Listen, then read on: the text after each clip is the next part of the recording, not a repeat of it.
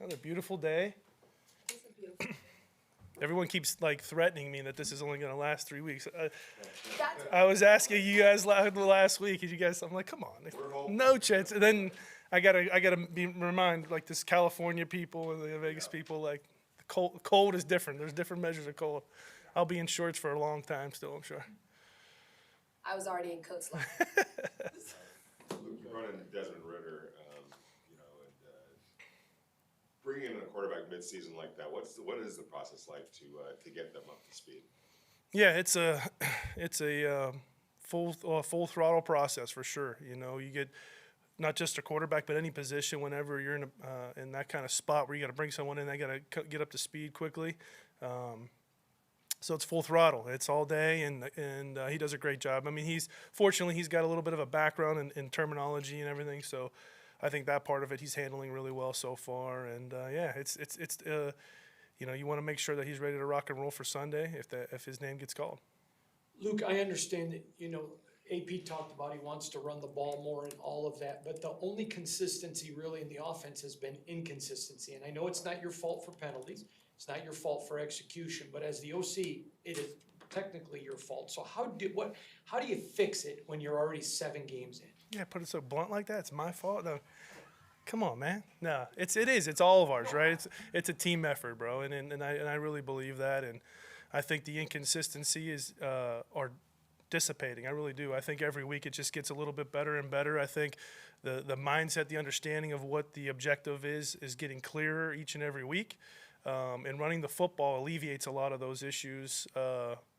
Whether you're trying to spread it around or like we're having the issue with the turning the ball over, right? So all of that goes into play, and I think that's a part of it. And I think you just have to you believe in what you're doing, you stick with the plan, you keep making sure you're driving the objective and making sure all 11 on the field are on the same page all the time, and that's really the answer. For Ritter specifically, I think you were in college when he was his first year at Cincinnati, and then kind of at the other side of it, being in the league when he was coming out. What were your thoughts of his game then and kind of his career so far in the NFL? Yeah, I thought he had an amazing. Obviously, he took Cincinnati to new heights, and he had an incredible career there. And then he's had some opportunities to play in this league, and he shows that even in this week. When we see him, you can see the poise and the comfort level of being around the guys and everything. It's not like he's ever been there, and I think that's a comforting thing when you know a guy's gonna not going out and touching the ball for the first time in his career. I think that's something that we'll lean on. You mentioned to be ready on Sunday if the number gets called on. What gives you or creates the comfort that okay, he would be ready just in case it came to that? Yeah, that's the whole week, right? This one's gonna go all the way up to Saturday as far as how you feel, how far he can take it and what all the things that he can do. So that's an entire week's process before you come to that point. You've done it before, obviously, but how different was it to be up in the box for that game, especially when you got to go through a quarterback switch mid-game? Yeah, again, it's not that much different, honestly. The communication part, that's really the only, because you're not sitting right next to somebody while you're having that conversation. You're going through Rich.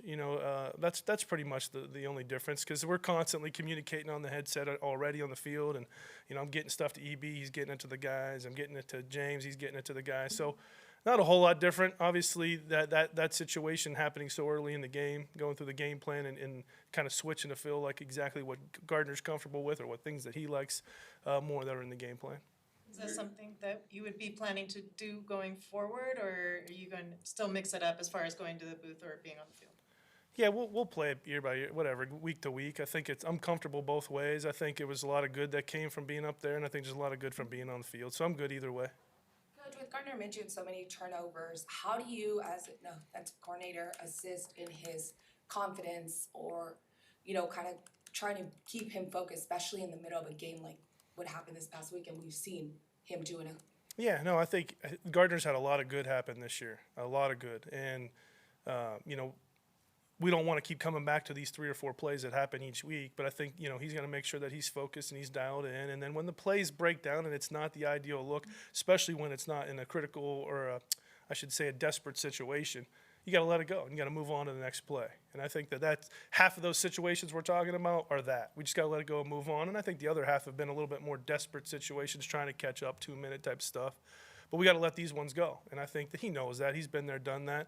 and I think he's ready to move forward. And I don't think there's anything other than he's feeling confident. He loves the guys that he's working with, and I think we're in a good shape. For the Jordan. Chiefs, how much do you look at the Raiders' success that they had on Christmas Day last year, or because they've changed things up systematically, are you focused just on what you've seen so far from them this season?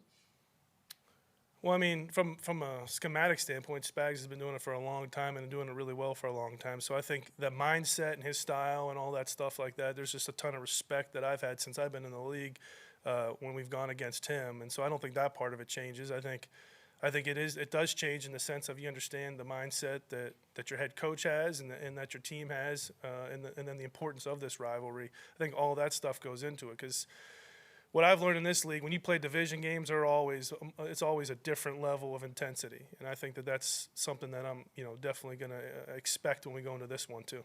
Jordan Meredith is a guy that people have quietly talked about him for a little while now, and he got a real big opportunity on Sunday. What were your thoughts on how he performed? Yeah, I think Jordan's is so steady. I think the fact that we can move him around left guard, right guard, and throw him in at center, I think all that stuff's been really impressive with him, and I think he answered the bell, and we're excited to see how the rest of the season plays out for him. But it's been positive. You have a lot of very young offensive linemen who are all showing flashes. I know that you can't change a rookie or a second-year player from being who they are, but how happy are you with them? Yeah, no, I think we're excited for them, and we know they're on the right track. I think their play style is the right play style. They're great teammates, and they work their tails off. So, like, when you have that part of it, and they're smart, too. Let's put that on top of it. So I think they're on the right track. By no means are they where they need to be or where they want to be. But when you have that kind of young foundation that you can grow, I think the future is definitely bright. How many quarterback plays did you have for Tyreek McAllister if he did have to come into the game?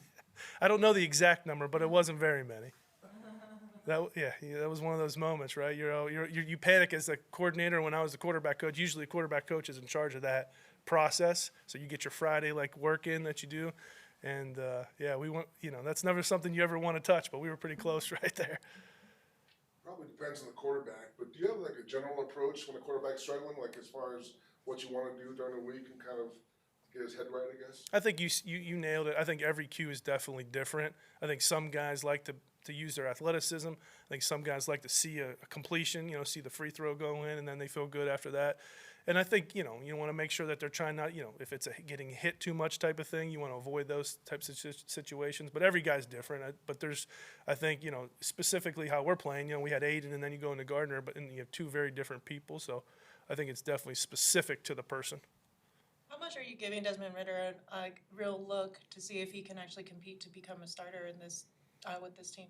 Well, I think with him, right, it starts with making sure that we're all on the same page and that he knows what he needs to know before you put him in that situation. So every day there's going to be a little bit more, and then we'll just continue to grow that thing as we go. I think that's going to be an evolving process as we go through this. Coach, Yeah, one more? sorry, I just Yes, wanted sir. to ask That's if you could speak a little bit about the wide receiver group and all the changes that they've been through and how you saw them this past week. Yeah, I think, that's what's special about the group, right? EB does a great job of getting those guys to play at a very high level and with a play style that is, I think, respected throughout the league. I mean, they're diving in, getting dirty, and the other part of it is they all have to line up in a bunch of different positions. And then when you hit all these injuries we've had, now you're asking guys to do things that maybe they haven't had a lot of reps at, and new guys coming in and doing new things. And all those guys have done a really nice job of really accepting the role, dominating the role, and making sure when it's their turn, they're giving full 100%, and they've done a great job. All right. Thank you, guys. Have a good one.